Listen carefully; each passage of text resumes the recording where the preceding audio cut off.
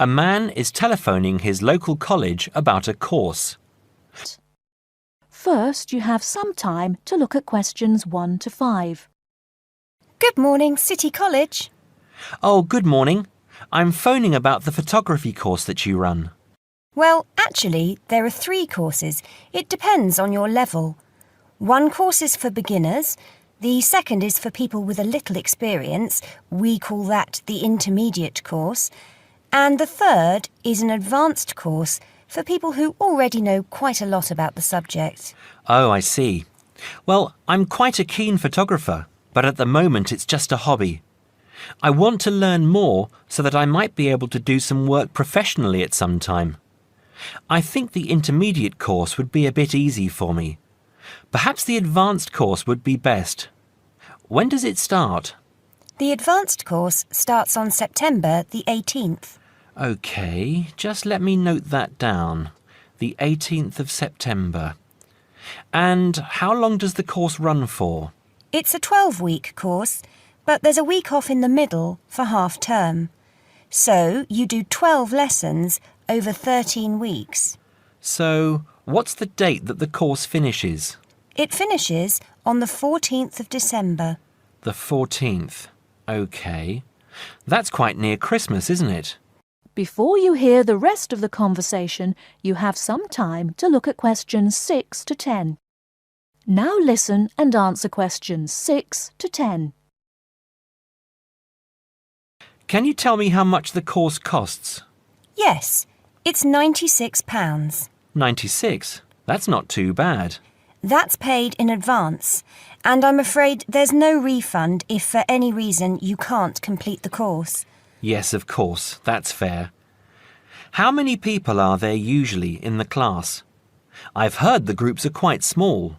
Well, we can't say for sure, but there are usually between 6 and 10 people in a group. On the last advanced course, there were 7 participants. Oh, good. That sounds perfect. Can I enrol for the course now, on the phone?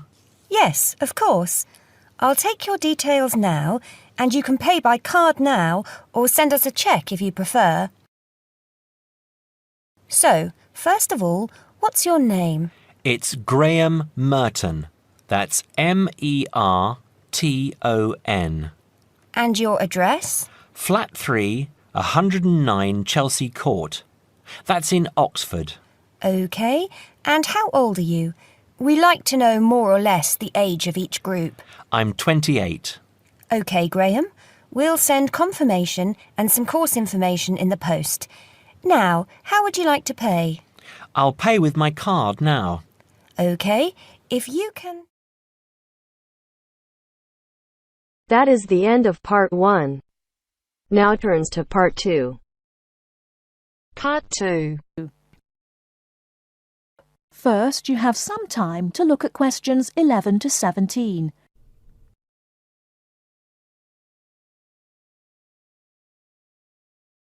Now, listen carefully and answer questions 11 to 17. Hello, Clark's Cycle Hire. My name's Keith. How can I help you? Oh, hello. I saw your ad in the local paper, and as I'm thinking of doing some cycling, I'm wondering what kinds of bike you have and what your prices are like. Well, we hire out 2 main types of machine, touring and mountain bikes. Are you likely to be riding off-road, do you think?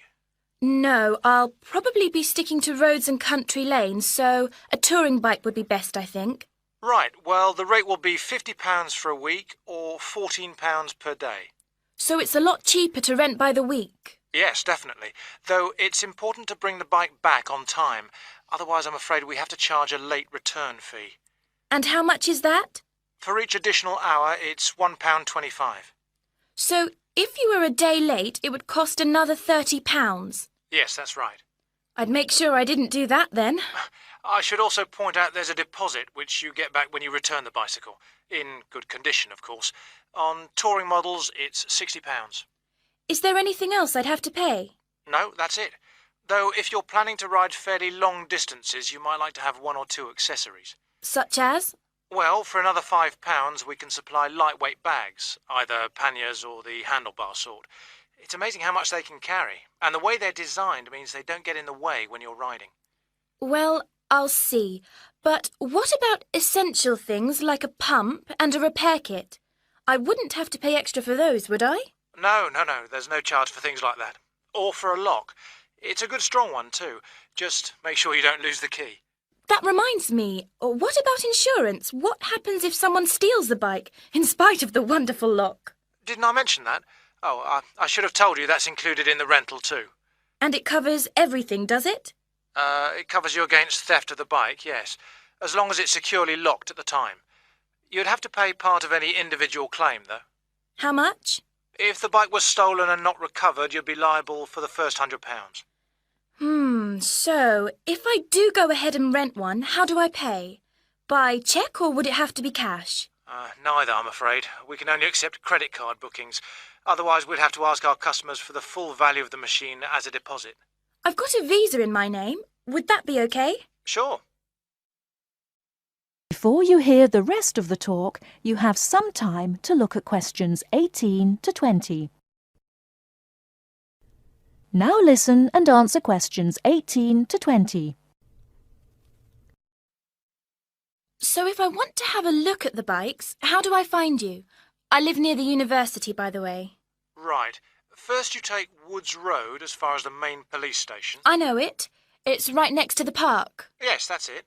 And after the police station, there's a turning to the right called Oak Street. At the big supermarket? No, it's before then. It's actually between the police station and a garage on the other side. OK. So, you go down Oak Street until you reach the health centre on the right.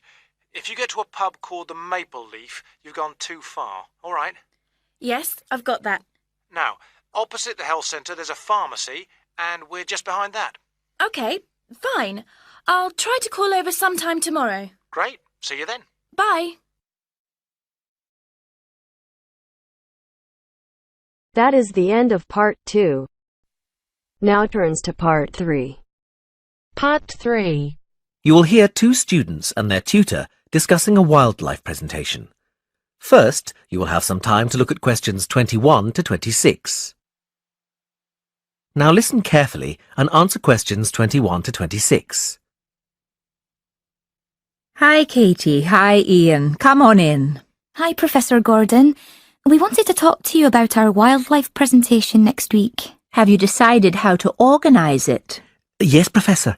At first, we were going to focus on the cat family, but then we decided to talk about nocturnal animals instead. Yes, good idea. And how is your planning going? It's going well. We think we have enough material for 20 minutes. The advantage is that there are so many visual aids we can use.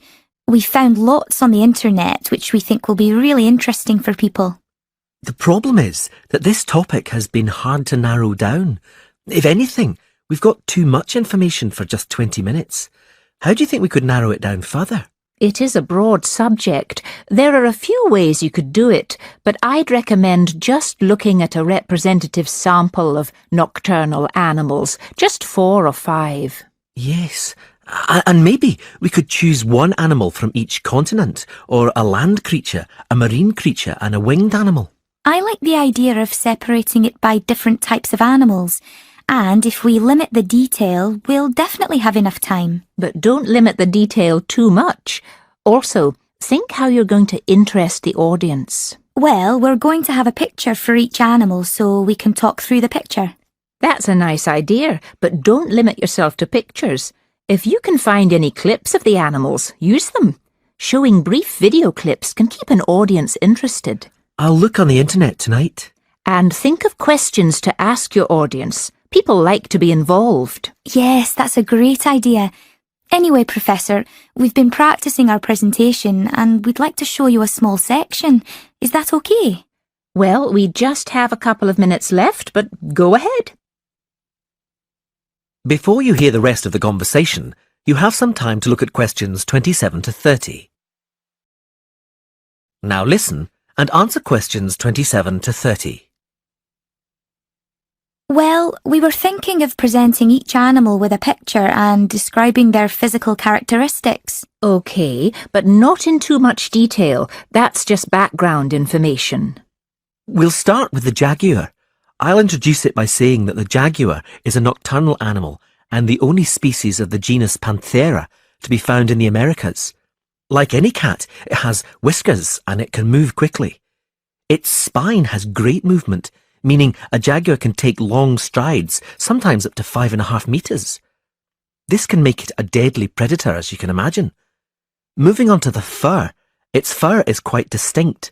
The markings are like black donut-shaped spots on its otherwise yellow fur. People often confuse them with a leopard for this reason. Now, the tail is interesting. Although people think that the tail has stripes on it, the fur on the tail actually is similar to the body, with black circles around the lower section. The jaguar is generally a creature to be feared. Oh yes, I should have mentioned this earlier. Sorry, like most cats, it has sharp, retractable claws. Yes, that's fine, but be careful. The jaguar is usually thought of as nocturnal, but strictly speaking, it's crepuscular. In other words, most active between dusk and dawn. But as long as you mention this, you can put it under the umbrella of nocturnal. Is that all? Yes, I think so. Thanks, Professor. That is the end of part 3. Now turns to part 4. Part 4. You will hear a man talking on the radio about dogs which help people with their work. First, you have some time to look at questions 31 to 40.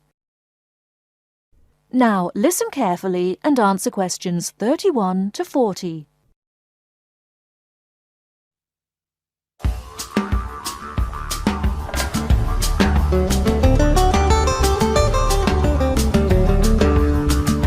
Welcome to this week's edition of Countrywide.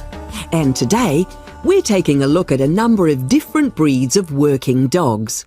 And here to report on the dogs with jobs is Kevin Thornhill. Thanks, Joanne. Well, yes, dogs with jobs is the subject of today's program. Dogs have earned themselves a reputation over the centuries for being extremely loyal. And here's a little story which illustrates just how loyal they are. Just outside the country town of Gundagai in Australia is a statue built to commemorate a dog. A dog which sat waiting for his owner to return to the spot where he'd left him. Well, the story, which was immortalised in a song, has it that the poor dog died waiting for his master, 5 miles from Gundagai, which is where they built the statue. Now that's what I call loyalty. Well, because of their loyalty and also their ability to learn practical skills, dogs can be trained to do a number of very valuable jobs. Perhaps the most well-known of working dogs is the Border Collie sheepdog. Sheepdogs which work in unison with their masters need to be smart and obedient, with a natural ability to herd sheep. Some farmers say that their dogs are so smart that they not only herd sheep, they can count them too. Another much-loved working dog is the guide dog, trained to work with the blind. Guide dogs, usually Labradors, need to be confident enough to lead their owner through traffic and crowds, but they must also be of a gentle nature. It costs a great deal of money to train a dog for this very valuable work, but the guide dog associations in the UK, America and Australia receive no government assistance, so all the money comes from donations. Another common breed of work dog is the German Shepherd. German Shepherds make excellent guard dogs and are also very appropriate as search and rescue dogs, working in disaster zones after earthquakes and avalanches. These dogs must be tough and courageous to cope with the arduous conditions of their work, and so that they can be sent anywhere in the world to assist in disaster relief operations, effective dogs and their trainers are now listed on an international database. When you arrive at an airport here, you may be greeted in the baggage hall by a detector dog, wearing a little red coat bearing the words "Quarantine." These dogs are trained to sniff out fresh fruit as well as meat and even live animals hidden in people's bags. In order to be effective, a good detector dog must have an enormous food drive. In other words, they must really love their food. At Sydney Airport, where there are 10 detector dogs working full-time, They stop about 80 people a month trying to bring illegal goods into the country. And according to their trainers, they very rarely get it wrong. Another famous working dog is the husky. Huskies, which originally came from Siberia, have been used for decades as a means of transport on snow, particularly in Antarctica where they have played an important role. Huskies are well adapted to harsh conditions and they enjoy working in a team. But the huskies have all left Antarctica now because the international treaty prohibits their use in the territory as they are not native animals. Many people were sad to see the dogs leave Antarctica, as they had been vital to the early expeditions and earned their place in history along with the explorers. That is the end of part 4. You now have half a minute